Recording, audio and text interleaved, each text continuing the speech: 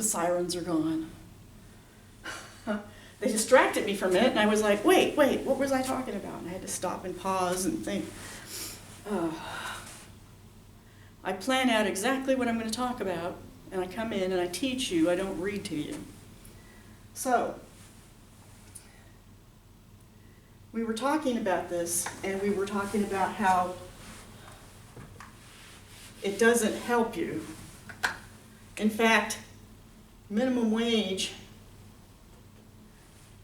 is one of those things that you hear politicians talking about a lot, and now maybe you can understand their arguments, because I sat and watched a debate. Politicians were talking about raising minimum wage, and one politician from one party said minimum wage causes unemployment. Increasing minimum wage causes unemployment. And then the politician from the other party said, oh no, the last 2 times we raised minimum wage, it didn't cause unemployment. And they were both telling the truth. How can that be?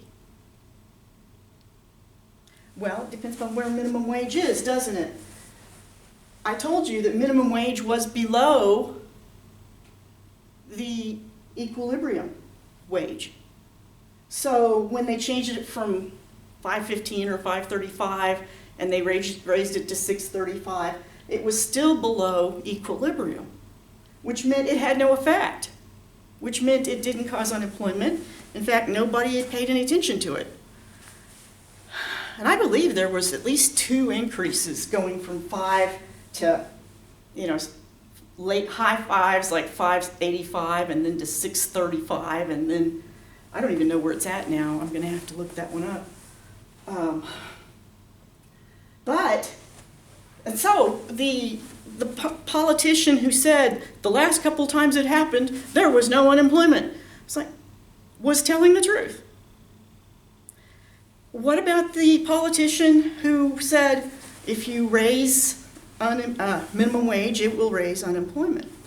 Well, that's true if you raise it past equilibrium. So if the equilibrium price is, say, $7.50 and you raise it to $8.50, at that point, there's going to be some people who are not going to be employable because they're just not worth that to the person who's trying to make money.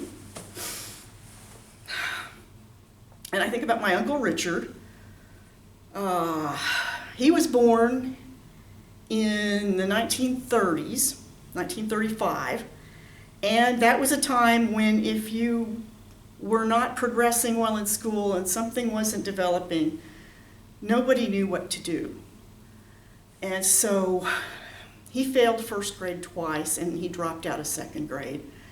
And for the rest of his life, he mowed lawns, and at first, in the first decades of his life, before minimum wage, he found jobs.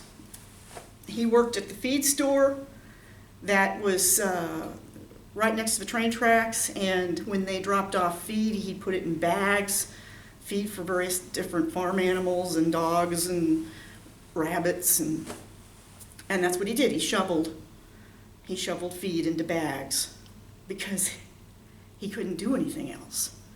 And they paid him, and he was glad he had a job, and of course he lived with my grandma. But when minimum wage came, that was it. That was it. A few people let him mow their lawns because that's kind of a cash basis thing, right? But he could no longer have a job like other people. And I'm not saying that we should not have minimum wages. I am saying, though, that there are going to be people that are not going to be worth $8.50, $15 in what they can do to promote the revenues and the profits of the business entity. And so, in a way, we're taking the bottom rungs out of the ladder of success. If you think that your first job is not supposed to be your career job, unless you get promoted within that company, like to be manager at the McDonald's or something, that's a career thing. But for most of us, our first job is where we learn that we have to be on time or we'll be fired, right? And we have to set our alarms, and we learn how to be nice to customers, and if we don't, we lose the job, and we learn these things. And then we'll take Walmart, for example. They won't hire you unless you've had a job already, because they want you to already be through that mess. They want you already know how to show up on time. You already know how to be pleasant with customers. You already know those things. So if you're thinking of success, a ladder of success, those bottom rungs are meant to be stood on to reach higher rungs.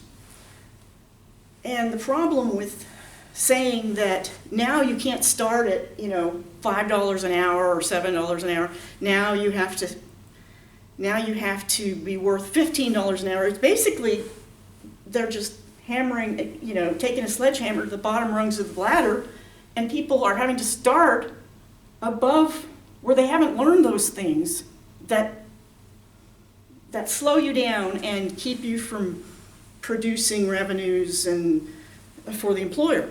So you've got to start by being as good as someone who might have had 6 years experience. Do you see what I'm saying? But it sounds good, doesn't it? Let's raise the minimum wage. And then you look at what's happening in a lot of these stores, even in our town. Subway over here, not the one, I've never been in the one in Walmart, but the one over here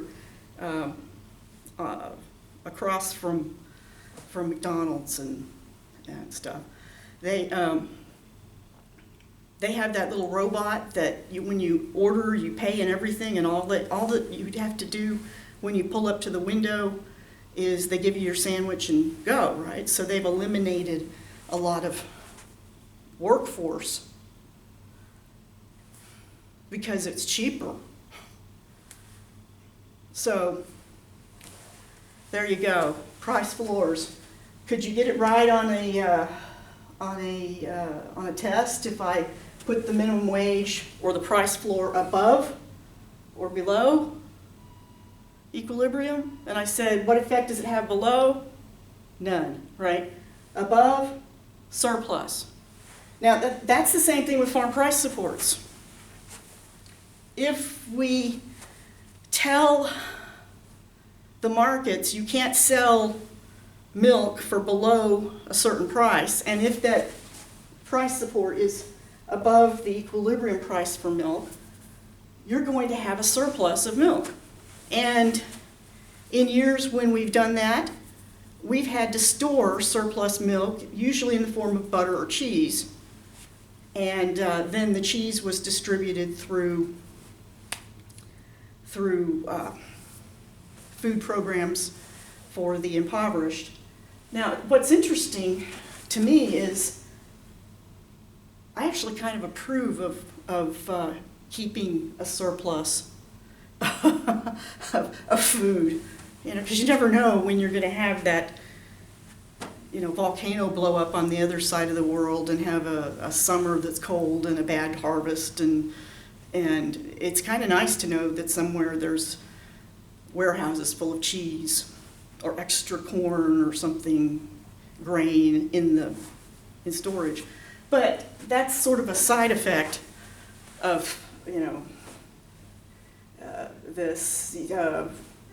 In general, equilibrium results in no surpluses, no shortages. Price floor above it, you get a surplus. Do you want a surplus of labor? That's unemployment. Maybe that's not so good. You want a surplus of food stored? That might be another story. So it depends on how you feel about the surpluses. Anyway, that is price floors.